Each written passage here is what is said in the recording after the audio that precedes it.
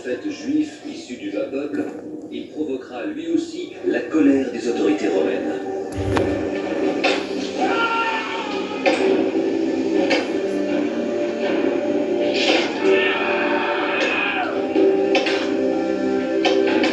Son destin n'aura rien à voir avec celui de son homonyme.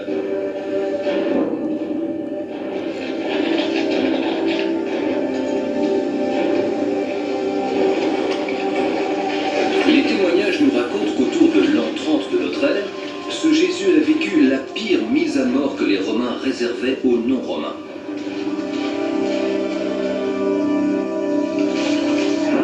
Il a connu une lente agonie insoutenable, cloué au sommet d'une croix de bois.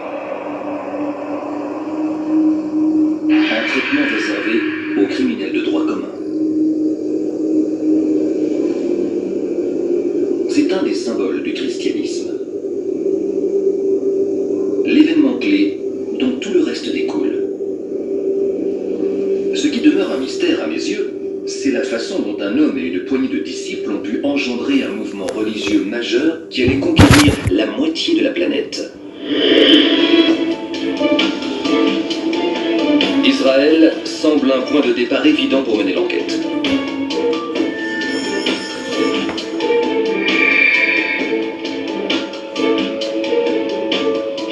C'est à l'école médicale Sackler de l'université de Tel Aviv que se trouve le seul vestige archéologique d'une crucifixion. Israël Herskovitz est anthropologue médico-légal.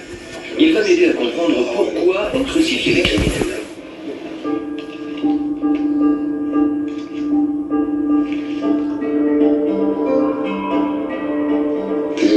C'est l'un des vestiges archéologiques les plus précieux qu'on ait jamais trouvés. Car c'est la seule preuve de crucifixion en notre possession.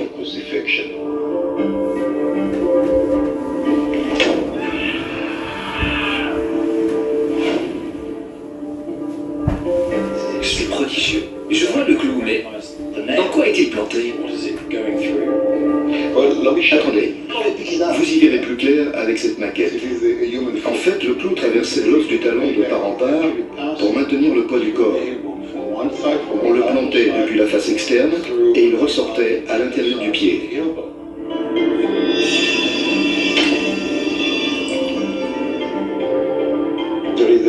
Sous l'os, il y a une partie charnue assez épaisse. Il ne fallait pas manquer son coup car si le clou traversait seulement la chair et manquait l'os, les pieds ne tenaient pas sur la croix. Ça signifie donc que les Romains ne faisaient pas ça par hasard, mais étaient passés maîtres dans l'art de la crucifixion, c'est ça? Ils savaient où planter les clous? Ils étaient très précis. De vrais professionnels. Tout à fait.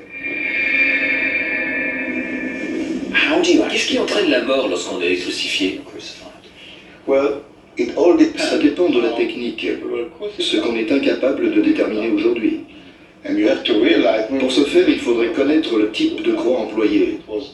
Avait-elle une forme de T, de X, ou était-ce un simple poteau de bois? Aucune preuve formelle ne confirme que Jésus ait bien été crucifié sur une croix en forme de T.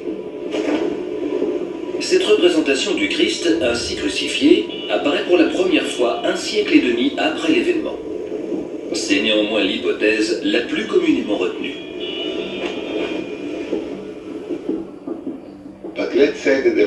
Prenons l'hypothèse la plus communément admise, c'est-à-dire la forme en T.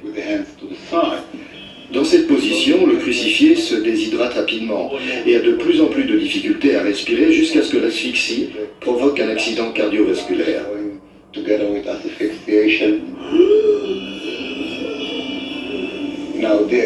L'idée première était de prolonger le plus longtemps possible l'agonie du crucifié. Tout l'intérêt était d'humilier le condamné. S'il mourait au bout de 20 minutes, la crucifixion ne remplissait pas sa fonction. Si le but était d'exécuter quelqu'un, il suffisait de lui trancher la tête d'un coup d'épée. Alors la crucifixion était un supplice terrible qui devait inciter les gens à réfléchir à 2 fois avant de défier la loi romaine. À la fois punition et moyen de dissuasion ultime.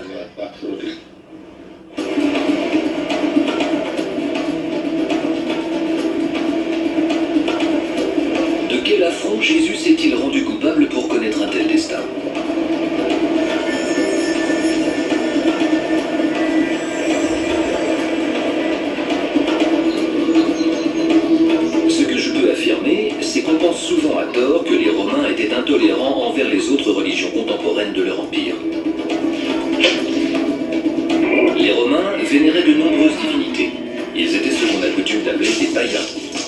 insultant que les chrétiens inventeront ultérieurement. Mais à l'époque, les Romains se montrent plutôt tolérants envers les autres courants religieux, à condition, et c'est le point important, qu'ils ne perturbent pas la paix romaine et encore moins leur autorité. J'en conclus que le comportement de Jésus et de ses disciples a dû être grave. Pour en avoir le cœur net, j'ai posé la question à une experte du Nouveau Testament, le professeur Ellen Bond de l'Université d'Édimbourg. Ce qui préoccupe et déplaît fortement aux grands prêtres dans l'attitude de Jésus, c'est notamment le fait qu'ils viennent manifester dans le grand temple pendant la fête de la Pâque juive, renversant les tables de compte des agents de change et invectivant les vendeurs d'animaux que les croyants offraient en sacrifice.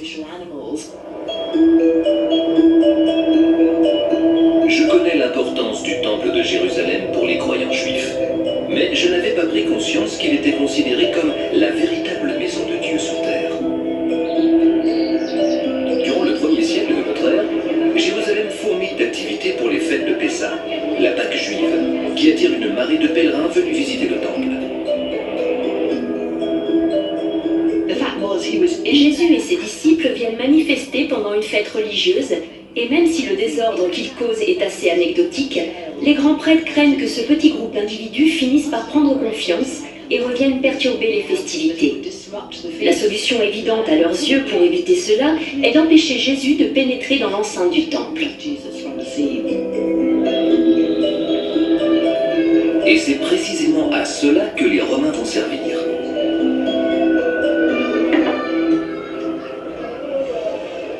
Malheureusement pour Jésus, il a mal choisi son moment.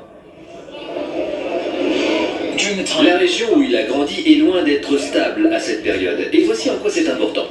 L'Empire romain est immense à cette époque, comme on peut aisément s'en rendre compte sur une carte. Et voici Rome, et voici grosso modo les frontières de l'Empire romain. La province de Judée est ici, et c'est là que Jésus grandit, pile à la frontière entre l'Empire romain à l'ouest et l'Empire perse à l'est. En maintenant son contrôle sur la région, Rome avait la main mise sur la mer Méditerranée, pouvait repousser les Perses en cas d'attaque et protéger son empire. Pour ce faire, Rome avait placé sur le trône un homme de confiance, le roi Hérode Ier le Grand, lequel a parfaitement rempli son rôle durant 33 ans. Après sa mort, l'empereur est obligé de mettre en place un gouvernement romain pour contrôler la région, ce qu'il fait autour de l'an 6. Pour cela, il lui faut mater plusieurs rébellions et crucifier environ 2000 personnes. On comprend mieux pourquoi les Romains étaient particulièrement soucieux de ce qui pouvait se passer dans cette région, située aux confins orientaux de leur vaste empire. Ajoutez à cela le fait que les autorités religieuses du temple voient d'un très mauvais œil les activités subversives de Jésus. Et on comprend mieux pourquoi il devient urgent de l'éliminer purement et simplement.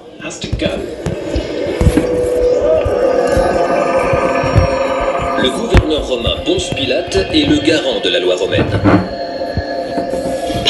La mission de Ponce Pilate à Jérusalem est de maintenir la paix. Il n'a certainement pas fallu beaucoup d'efforts pour le convaincre que la meilleure façon d'empêcher Jésus de troubler l'ordre public était encore de s'en débarrasser. Dieu n'a sûrement pas hésité longtemps avant de le clouer à une croix. Voilà donc la raison de cette crucifixion.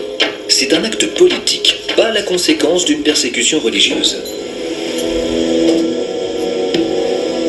Jésus est reconnu coupable de sédition, autrement dit, de haute trahison envers l'Empire. La sentence pour un tel crime est la mort, et comme Jésus n'est pas citoyen romain, il sera crucifié. De nos jours, beaucoup de gens s'attardent sur le fait que les historiens romains mentionnent à peine sa mort.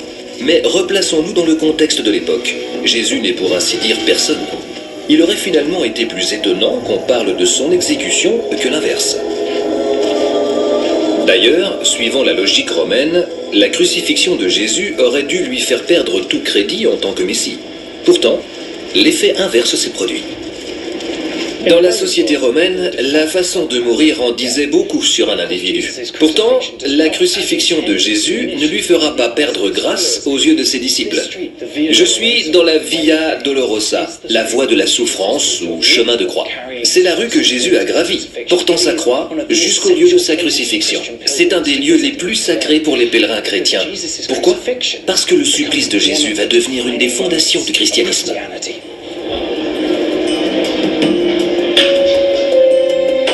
D'un point de vue historique, ce qui fascine le plus dans le parcours de Jésus, ce n'est pas qu'il ait pu s'autoproclamer Messie, que ses disciples lui aient attribué ce rôle. Ce qui est étonnant, c'est que son groupe de fidèles n'ait pas disparu après sa mort. Étonnant, en effet. J'y vois un des tournants majeurs dans l'émergence de cette religion. Et on le doit en partie à un homme que beaucoup d'entre nous connaissons.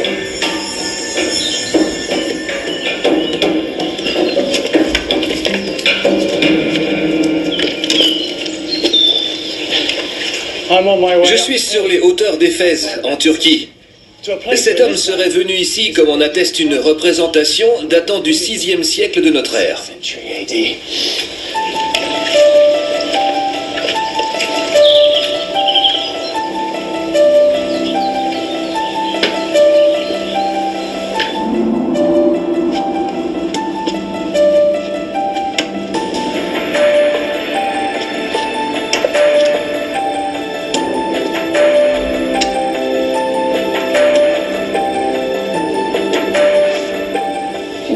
Ces fresques dateraient du 6e siècle après Jésus-Christ.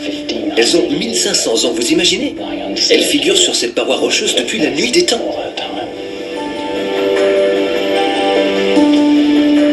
Et voici notre homme mystère. P-A-U-L-O-S.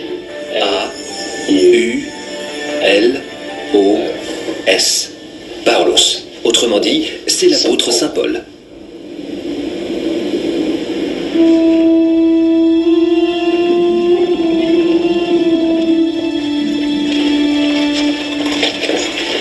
Si l'on en croit la Bible, Paul, jeune juif fervent et zélé, est en route pour Damas lorsqu'il a une vision de Jésus.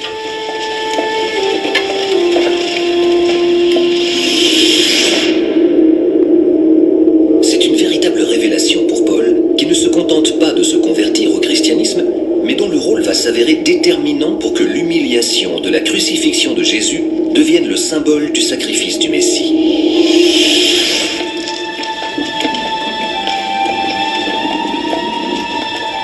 Paul va entreprendre de répandre son message. Et une chose va grandement faciliter sa mission. Paul était citoyen romain. Il jouissait donc d'un certain nombre de droits et de libertés sur tout le territoire de l'Empire. D'ailleurs, c'est la prochaine étape de mon enquête.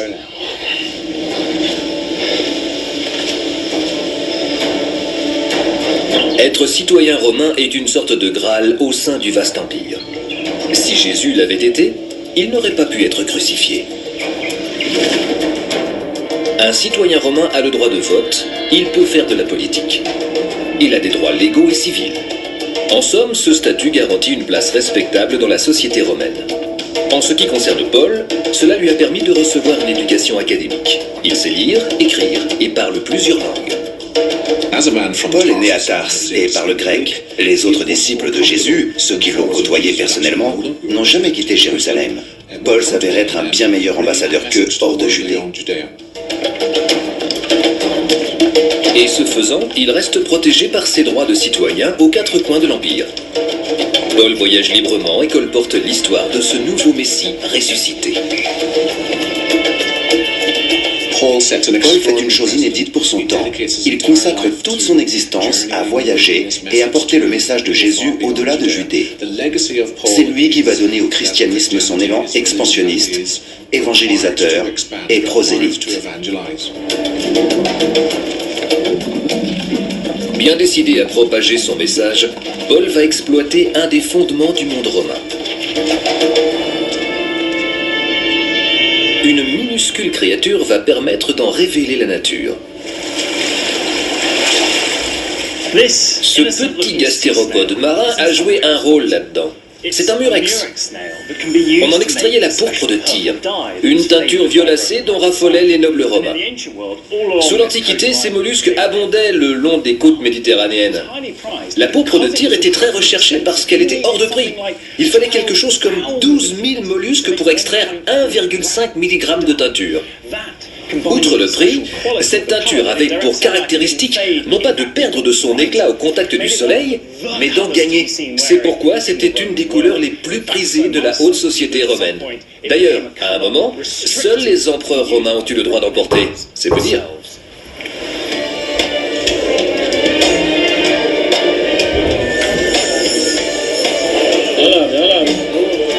Ce petit mollusque permettait donc d'obtenir une teinture qui alimentait une activité économique importante et prospère. Or, le commerce était un des piliers de l'Empire romain. C'est de la soie?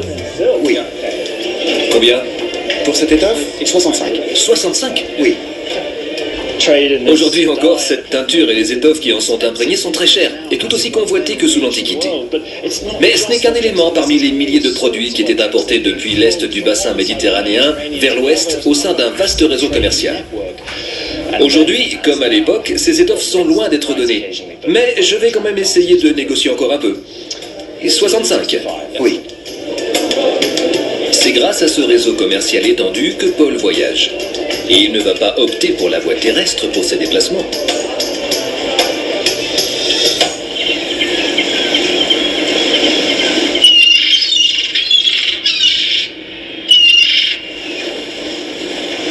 Si les Romains avaient bien établi des routes commerciales dans tout l'Empire, l'axe majeur des échanges commerciaux s'est développé sur le lieu d'origine de la teinture issue du murex, c'est-à-dire la mer. C'est la mer qui a fait de l'Empire romain une société du mouvement. Sur la pierre tombale d'un marchand turc datant du 1er siècle de notre ère, on peut lire que cet homme s'était rendu 36 fois à Rome, à 1500 km de chez lui, au cours de sa vie. Dans l'est de l'Empire, le mode de déplacement le plus rapide et le plus efficace est donc le bateau. Il se trouve qu'au temps de Paul, le trafic maritime est en plein essor. Le 1er siècle après Jésus-Christ correspond à une période de paix relative, plus connue sous le nom de Pax Romana. C'est l'empereur Auguste Ier qui l'a instaurée. Auguste a rétabli l'ordre et l'union de l'Empire après sa victoire sur Marc-Antoine et Cléopâtre, mettant fin à une âpre guerre civile. L'empereur mène également une lutte sans merci contre la piraterie, ce qui va favoriser le développement du commerce maritime en Méditerranée. C'est le moment idéal pour répandre de nouvelles idées. Et c'est le chemin qu'emprunte le christianisme. Les sources bibliques racontent que les premières communautés chrétiennes se sont établies dans les cités portuaires romaines. Il existerait même un individu clé au cœur de ce réseau. Cet individu permet de mettre en lumière un autre facteur crucial de l'expansion chrétienne, les femmes. Voici Lydia, la toute première européenne que Paul ait convertie. Lydia est marchande. Elle vend des étoffes teintées à la pourpre de Tyr. On a ici l'exemple d'une femme indépendante, à la tête de sa propre entreprise et possédant certainement un réseau de partenaires commerciaux conséquents. Elle incarne assez bien ceux grâce à qui le message chrétien a été transmis et comment il a été transmis. Chose qu'on a du mal à déterminer sans ce type de personnage pour nous aider à comprendre ce qui s'est passé. Voici comment le réseau de notre femme d'affaires a pu s'étendre. Elle achetait ses étoffes en Asie mineure, autrement dit en Turquie. Elle les revendait dans un port de la Méditerranée, Philippe. Enfin, ces produits étaient acheminés vers l'Occident par la via Egnatienne et vers l'Orient par la route de la soie. Il existait donc déjà un réseau de communication et d'échanges commerciaux et économiques global. Lydia a donc certainement joué un rôle dans l'entreprise d'évangélisation chrétienne. À l'époque, il n'était pas si surprenant que ça de voir des femmes tenir des rôles aussi importants dans la société. On a la preuve que certaines femmes tenaient des rôles importants au sein d'organisations religieuses ou commerciales dans les villes de l'Empire. Elles avaient un statut social élevé et il n'était pas si rare que ça de voir des femmes occuper ce genre de poste de pouvoir. Dans la société romaine de l'époque, les hommes sont en charge de tout ce qui est lié à la sphère publique. Mais à la maison, les femmes règnent. Ce qui n'est pas de tout repos. Cela équivaut à diriger un micro-empire. Une famille romaine ne comptait pas que 2 parents et leurs enfants, mais les aïeuls, les frères et sœurs, ainsi que leurs enfants, sans oublier les esclaves, le personnel et les proches.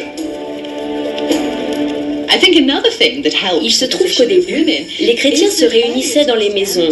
Et cela explique l'importance du rôle des femmes. Ils ne disposaient pas d'un lieu de culte à l'époque. Et comme la maison était le domaine exclusif des femmes, il me semble évident qu'elles aient joué un rôle majeur au sein de ces premières maisons de culte.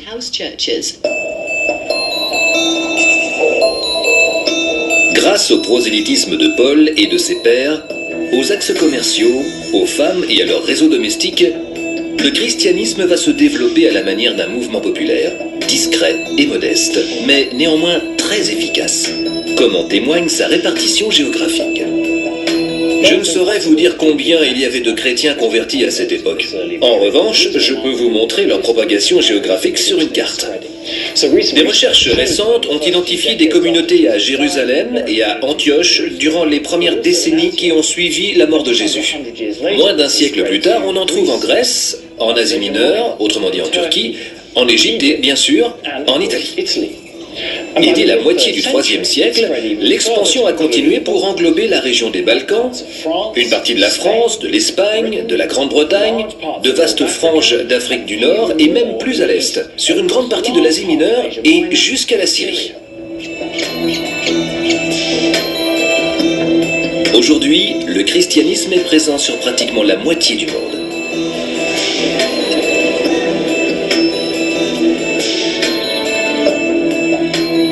Mais le plus fascinant dans tout ça, c'est que le christianisme aurait très bien pu disparaître durant l'ère romaine.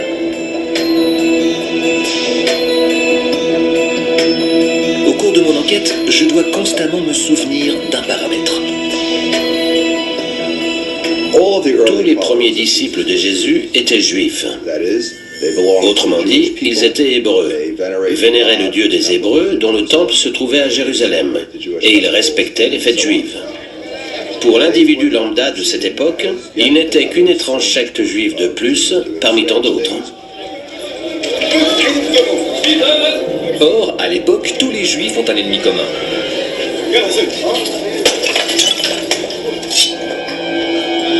Les Romains.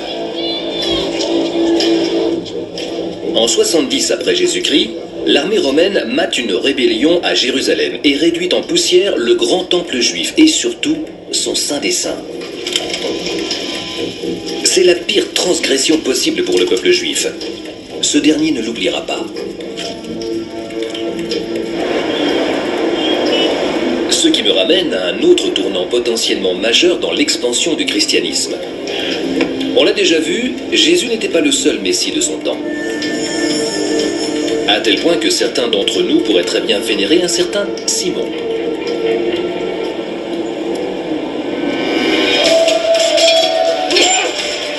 En l'an 132 de notre ère, environ un siècle après la crucifixion de Jésus et 60 ans après la destruction du temple de Jérusalem, une autre révolte éclate en Judée.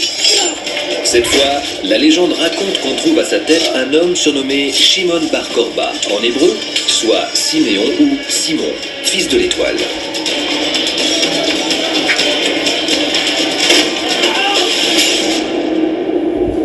C'est le nouveau Messie des Juifs. Mais un épais mystère entoure ce personnage.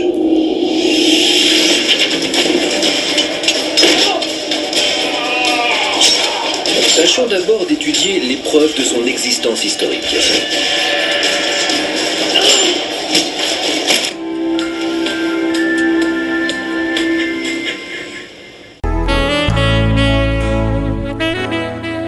Tu fut la personne que Dieu cherchait et qui ne fut trouvée qu'en Dieu lui-même, l'agneau de la rédemption.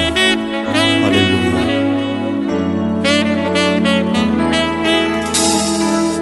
Tu cherches un peuple saint et a conclu avec plusieurs des alliances dont les humains violent toujours la teneur. Tous les hommes étaient indignes. Dieu ne trouva personne avec qui sceller le signe de l'alliance qui pardonne. L'agneau du ciel s'est levé au-dessus de tous les anges et de toute l'humanité, un créateur qui nous venge. Agneau de la rédemption, au moins t'as tout quitté, tracé une direction. Autre très loin du péché.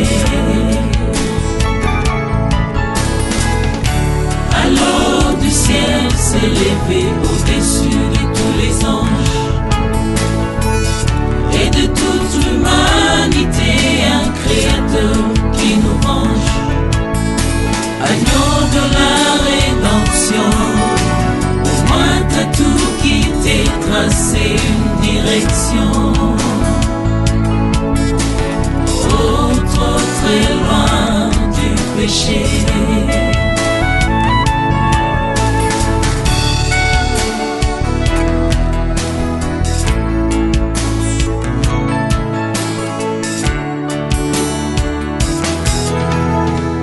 Je n'ai aucun animal à immoler pour couvrir mes péchés et tout le mal.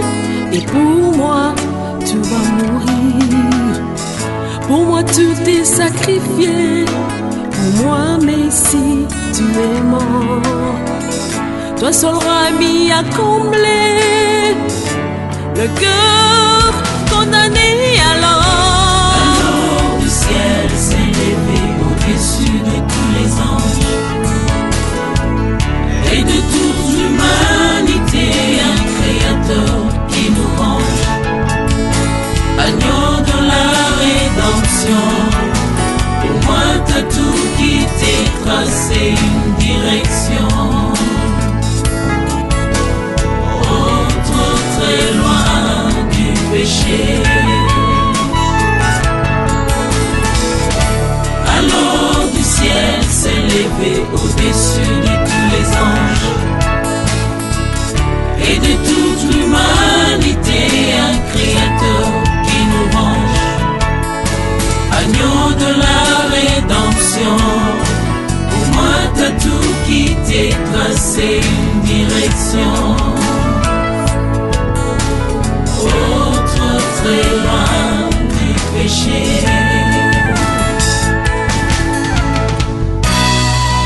C'est au Golgotha, ta couronne est roi des rois, mon bouclier de combat me rend saint devant toi.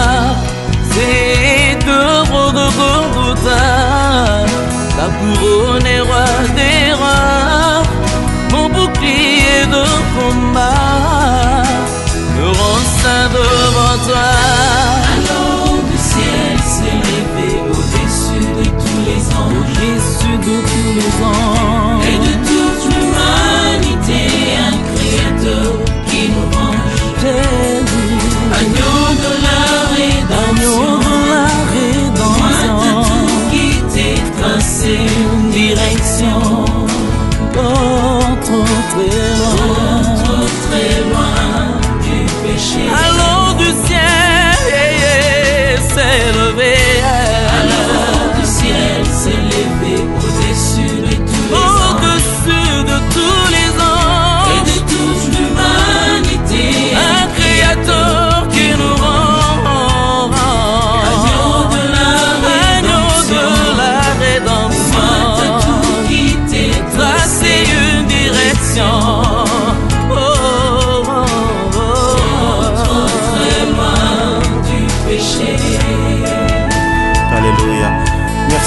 paix au roi pour agréer l'offrande de nos cœurs répandus. Le vin de ton amour remplit ma coupe, la coupe de mon cœur qui déborde en un flot et enivre mon âme de ta beauté. Alléluia. Merci Seigneur. Merci mon roi.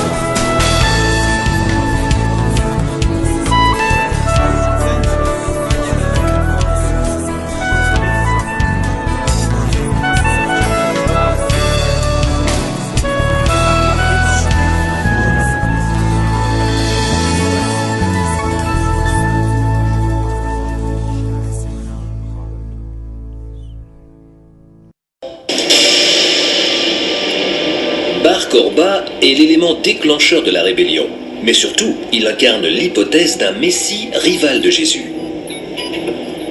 Je veux voir les preuves de l'existence de cet individu afin de mieux cerner son importance. On y va!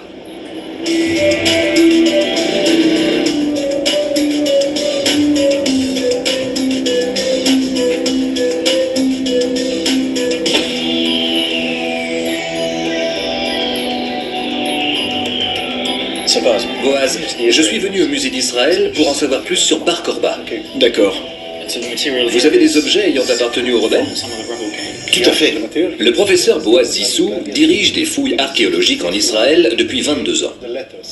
Grâce à son travail et à celui de ses confrères, on a un aperçu de ce à quoi la vie ressemblait dans les camps des rebelles. Plus fascinant encore, on a retrouvé des pièces qui auraient été frappées pour servir de monnaie officielle à un nouvel État souverain. Ils avaient récupéré des pièces romaines, en avaient effacé les gravures initiales, puis les avaient recouvertes de leurs propres symboles et inscriptions. La démarche était radicalement nationaliste. J'imagine que ça n'a pas dû plaire à l'Empire romain. Ce sont ces pièces? Oui, voici les fameuses pièces. Falsifier de la monnaie impériale était un acte de défiance absolue.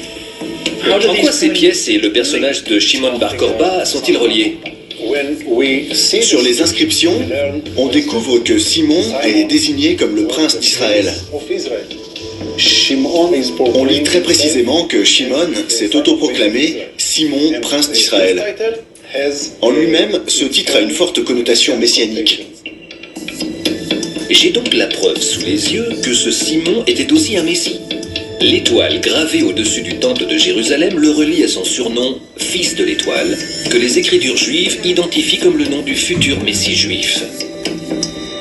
Tous ces éléments réunis nous permettent de comprendre que Shimon Bar Korba s'était lui-même proclamé messie et représentait une menace sérieuse pour l'Empire romain.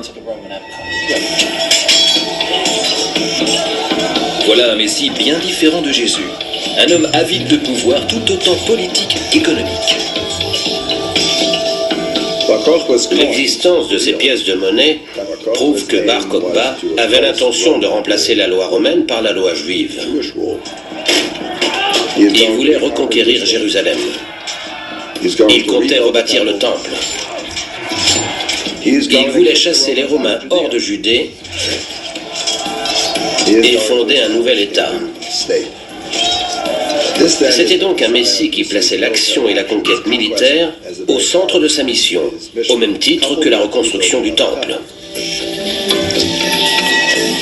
Comme me l'apprend Boaz, Simon a reçu le soutien massif du peuple juif, contrairement à Jésus et ses apôtres.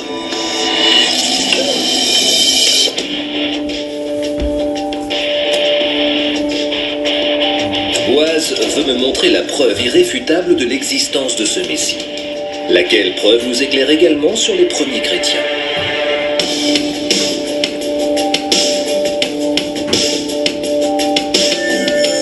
C'est dans la gorge de Wadi Mourabaat qu'on trouve de nombreuses grottes ayant servi de cachette aux rebelles juifs. En 1952, c'est dans l'une d'elles que les archéologues ont fait une découverte extraordinaire.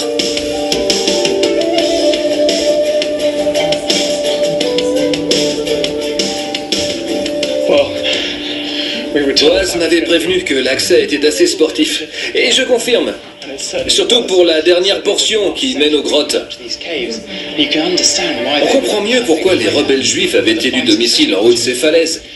D'ici, ils pouvaient repousser n'importe quel type d'attaque ennemie. Dans la légende, Bar Korba est l'homme au centre de la dernière révolte juive contre les Romains. Et nous sommes ici parce que c'est dans cette grotte qu'on a trouvé une des preuves évidentes de son existence. C'est bien ça? Tout à fait. Pour la première fois, on détenait une preuve concrète attestant de l'existence de ce chef des rebelles. L'entête de ce texte nous révèle également son nom. De Shimon ben Kosba. Voilà son vrai nom. Shimon ben Kosba, et non pas Shimon bar Korba. C'est écrit noir sur blanc ici. Juste une minute. C'est une lettre authentique? Oui. Écrite de sa main. Exactement. Retrouvée dans cette grotte? Retrouvée dans cette grotte, sous ce tas de pierres. J'ai sous les yeux la preuve que Bar Korba, fils de l'étoile, n'est pas qu'une légende, mais bien un individu dont le nom ressemblait fortement à celui que les Écritures saintes attribuent au Messie juif. Il s'appelait Simon ben Kosba. Dites-moi, qu'est-ce que ça dit exactement? Ces lettres révèlent également un indice concernant l'opinion de Simon envers les chrétiens. Voilà le mot qui fait débat, Ifaced. C'est un mot problématique parce qu'il n'existe pas dans la langue moderne. Et on peut lui attribuer plusieurs sens. Quel sens? Il y a deux significations, mobiliser ou détruire. Bar Korba donnait soit l'ordre d'éliminer, C'est ça. éliminer qui? Là on lit Glalaïm, ce qui veut dire les Galiléens. Mais qui étaient-ils? Eh bien, on désignait parfois les chrétiens comme des Galiléens.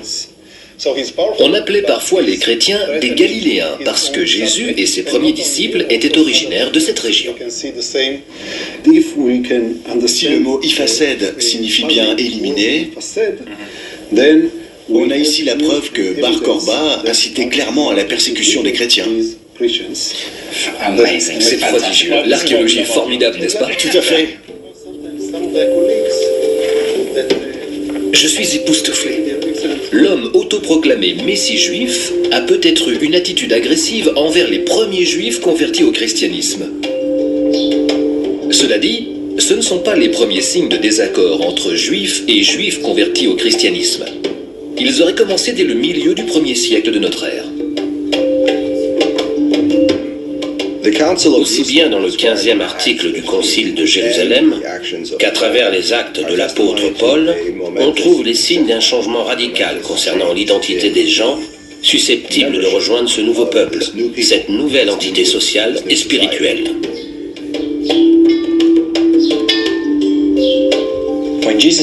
Quand les apôtres, les premiers disciples de Jésus, et Paul, l'apôtre itinérant, se retrouvent, il s'avère évident que Paul a colporté avec ferveur un message sensiblement différent de celui de Pierre et des autres apôtres. C'est la raison pour laquelle ce premier concile chrétien a eu lieu. Et ce qui va en ressortir va façonner la relation entre le christianisme et l'Empire romain. La controverse serait venue du fait que Paul aurait converti les non-juifs, des païens appelés les gentils, à la foi chrétienne. À ses yeux, nul ne doit se convertir au judaïsme pour rejoindre le mouvement de Jésus. C'est loin d'être un détail sans importance, surtout pour les hommes. Paul estime que ces hommes, les gentils, n'ont pas été circoncis. Chez l'homme adulte, la circoncision n'était pas une procédure bénigne. C'était extrêmement douloureux et surtout assez risqué en ces temps antérieurs à l'avènement de la médecine moderne. Les autres apôtres de Jésus, notamment leur chef, Pierre, font œuvre d'évangélisation comme Paul. Mais leur croyance semble beaucoup plus traditionnaliste. Au nombre de ses détracteurs, Paul propose une sorte de judaïsme allégé afin, d'après eux, de convertir un maximum de croyants en leur facilitant l'accès à la foi chrétienne. Il ne leur impose pas de se soumettre d'abord à la loi juive avant de devenir chrétien. En somme, se convertir au christianisme était moins fastidieux que de se convertir au judaïsme. Et c'est la démarche de Paul qui va l'emporter. L'impact de ce concile sera immense. Les gentils, ces non-juifs, peuvent se convertir au christianisme. Cela veut dire que ce courant religieux s'ouvre à tous les habitants de l'Empire romain.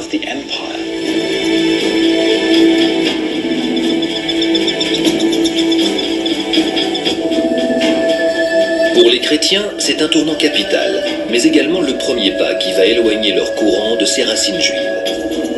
Lorsque Bar Korba lance sa rébellion, les chrétiens ne rejoignent pas les rangs des rebelles et surtout, ils ne reconnaissent pas Simon comme leur messie.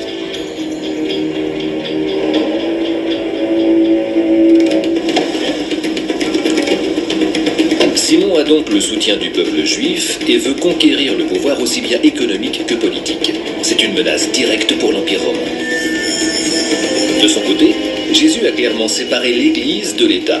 Dans la Bible, il dit « Rendez à César ce qui appartient à César et à Dieu ce qui appartient à Dieu ». Les disciples de Jésus forment encore un mouvement populaire confidentiel. À ce stade de l'histoire, on peut même se demander pourquoi on n'a pas autant entendu parler de Simon que de Jésus. Eh bien, la réponse est à cause des Romains.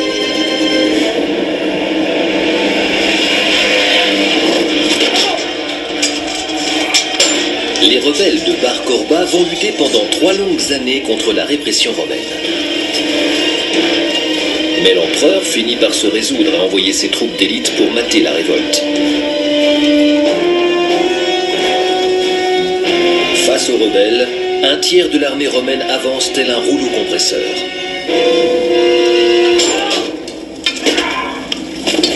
La défaite devient alors quasiment inévitable.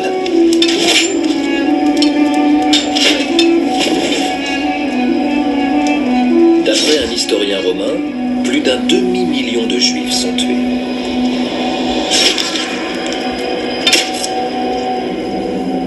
L'avenir de Simon s'assombrit considérablement. Quand Bar Korba meurt sous un coup de glaive romain à la forteresse de Béthar en 135 de notre ère, sa carrière s'arrête et sa trace disparaît assez rapidement car personne n'attache d'importance à l'héritage de sa lutte. La révolte juive et son messie ont échoué. Simon passe du statut de fils de l'étoile à celui de Simon, le menteur.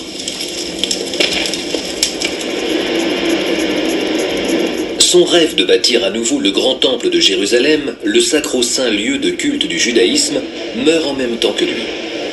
Le temple ne sera jamais reconstruit. Tout ce qu'il en reste aujourd'hui se trouve au détour de cette rue.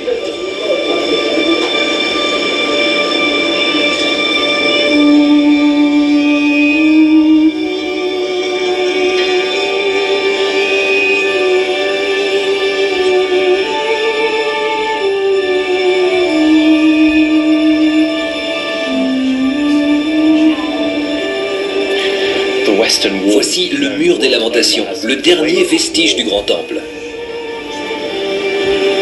C'était le mur extérieur occidental du temple de Jérusalem qui abritait le Saint des Saints. C'est aujourd'hui le lieu le plus sacré au monde pour tous les Juifs de la planète. C'est un privilège rare de s'en rapprocher comme je m'apprête à le faire.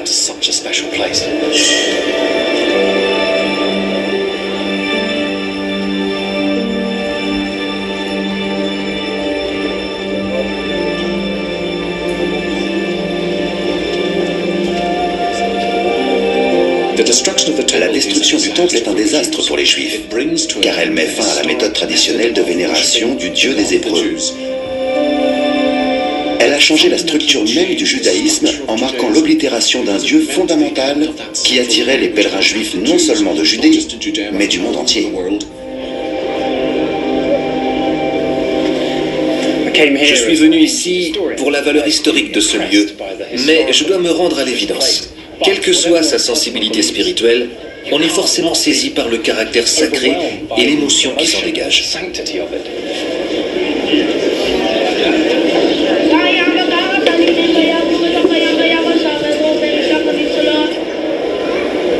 Officiellement, les croyants juifs ne seront pas autorisés à se rendre sur ce site sacré avant 1967, 1800 ans après en avoir été chassés. Après la défaite de Simon, les Romains détruisent également toute la ville de Jérusalem. Jérusalem connaît une fois de plus un destin tragique. Les Romains rasent la ville des Juifs et reconstruisent par-dessus une colonie païenne, Aelia Capitolina. Et pour couronner le tout, ils bâtissent un lieu de culte païen sur les ruines du temple sacré. C'est l'insulte suprême pour le peuple juif. Je ne peux m'empêcher de penser que la défaite de Simon a contribué à diviser davantage chrétiens et juifs.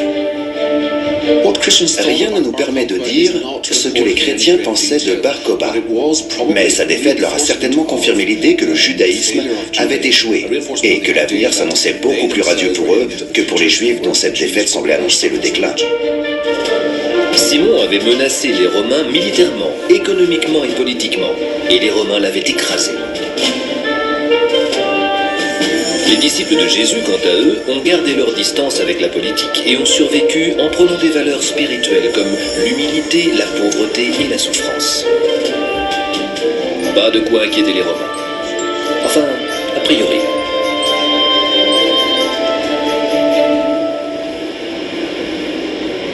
Environ 60 ans avant la rébellion de Simon, la secte chrétienne discrète est tout de même assez visible pour attirer l'attention du citoyen romain le plus puissant de tout l'Empire, l'empereur lui-même.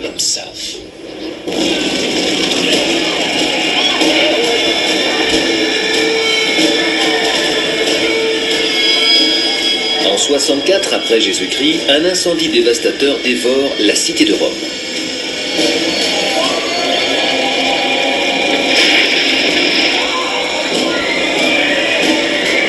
Des 14 régions administratives de la ville sont entièrement détruites et seules 4 d'entre elles échapperont aux flammes. Il faudra 6 jours pour venir à bout des flammes dévastatrices.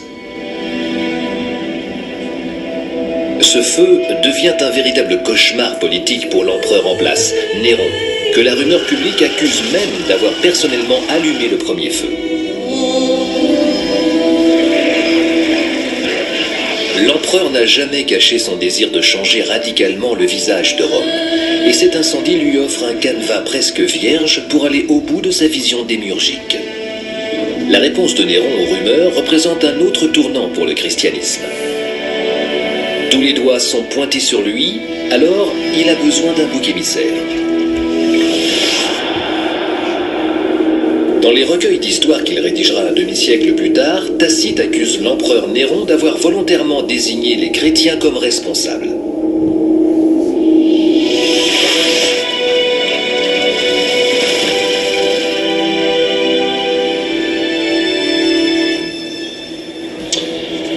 D'après Tacite, durant les années qui suivent l'incendie, Néron s'acharne sur les chrétiens. Ils sont crucifiés, brûlés vifs et subissent les pires châtiments. Que le témoignage de Tacite soit entièrement et historiquement exact importe peu. Ce qui compte, c'est qu'à partir de là, ce sont les chrétiens et non plus les juifs qui sont désignés comme différents. Ils sont bannis et montrés du doigt pour la première fois comme les nouveaux ennemis de l'État.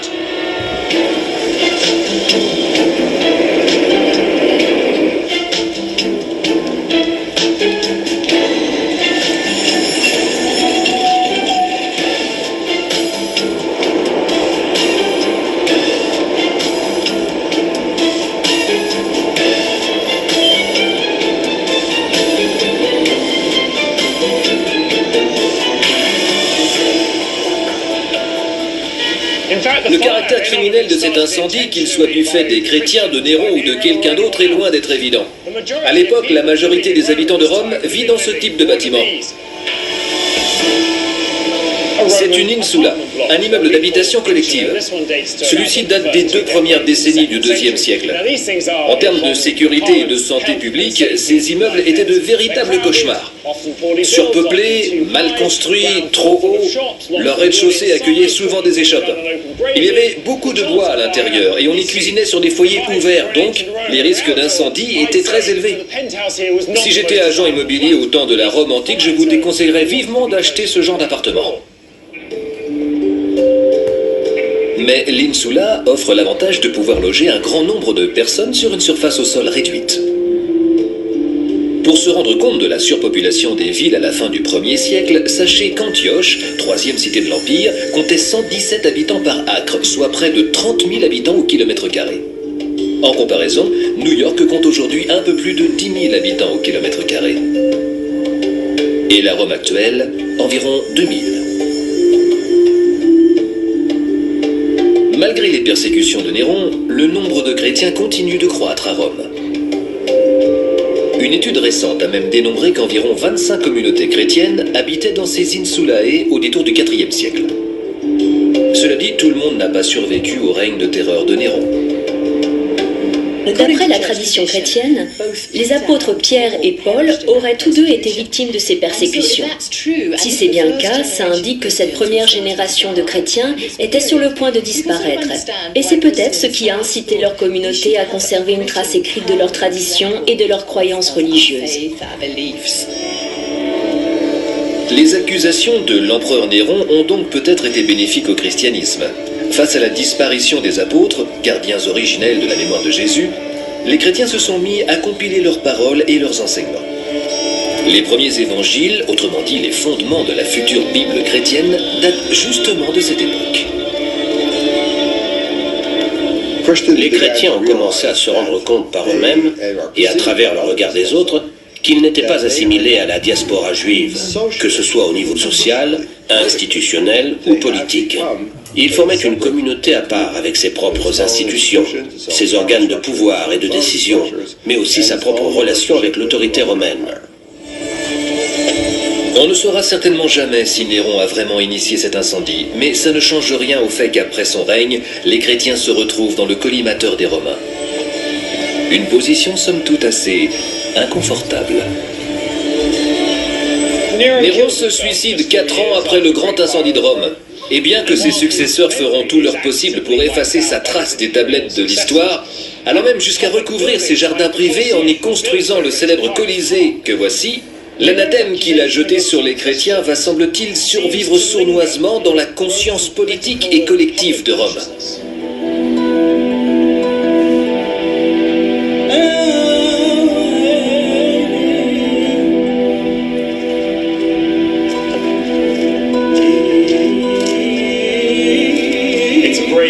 C'est un autre monde qui s'offre à cette religion émergente. Plus leur nombre grandit, plus les chrétiens vont dessiner les contours de leur identité et de leur doctrine, s'éloignant toujours plus de leurs racines juives. Malgré cela, les accusations de Néron ne tombent pas dans l'oubli et reviendront même les hanter. Car un petit siècle plus tard, les disciples de Jésus se retrouveront dans des lieux comme celui-ci, mais pas dans les tribunes. Le pouvoir romain n'en a pas fini avec les chrétiens.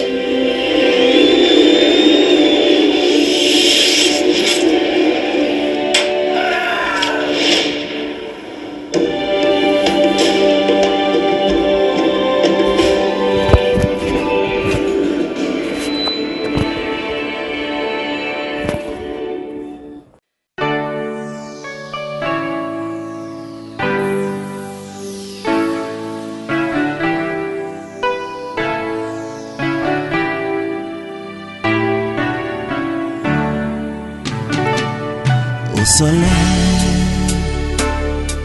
lumière de Dieu répand sur moi, les rayons de ton éclat pour éclairer les ténèbres de ma vie. Oh, oh, répand la gloire de Dieu sur mon âme, je veux vivre le royaume de Dieu en moi.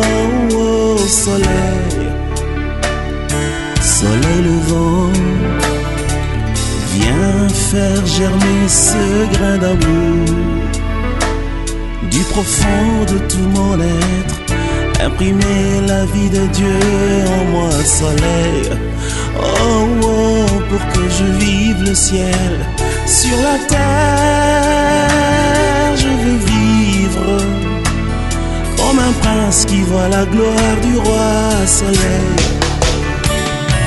oh, soleil levant, mon cœur attend de toi l'identité royale. Je voudrais briller comme toi, soleil,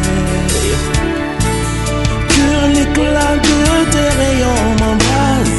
Au contact de ta majesté, je n'attends que te ressembler, soleil. Oh, soleil levant, mon cœur attend de toi l'identité royale. Je voudrais briller comme toi, soleil. Que l'éclat de tes rayons m'embrasse. Au contact de ta majesté, je n'attends que te ressembler, soleil.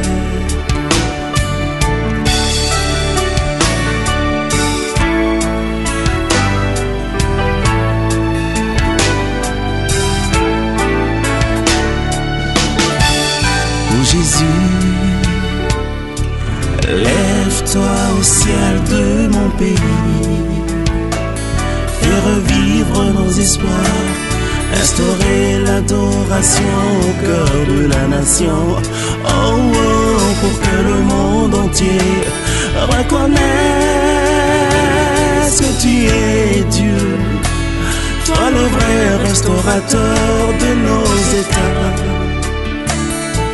Oh Seigneur Jésus, soleil levant, viens régner au milieu de nous. Nous voulons être un peuple qui t'adore. Viens inscrire ton nom dans les annales de la République, Seigneur, dans la paix qui fera lever ta gloire. Que mon pays soit ton sanctuaire, le sillon de ta majesté et ta main pour changer l'image du monde. Fais lever l'étendard de ta gloire au sommet de toute la nation. Nous voulons te magnifier, Jésus. Et que l'hymne de mon peuple soit un cantique d'adoration pour sceller nos intimités, Seigneur. Oh Seigneur Jésus, soleil levant, viens régner au milieu de nous. Nous voulons être un peuple qui t'adore. Viens inscrire ton nom dans les annales de la République, Seigneur, dans la paix qui fera lever ta gloire. Que mon pays soit ton sanctuaire, le sillon de ta majesté et ta main pour changer l'image du monde. Fais lever l'étendard de ta gloire au sommet de toute la nation. Nous voulons te magnifier, Jésus. Et que l'hymne de mon peuple soit un cantique d'adoration pour sceller nos intimités, Seigneur.